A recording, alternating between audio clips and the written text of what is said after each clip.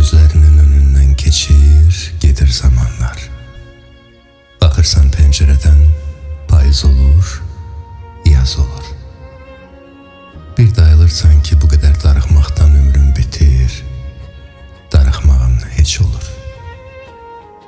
Darıxmaq nəyi dəyişir, o budanın yoxdursa?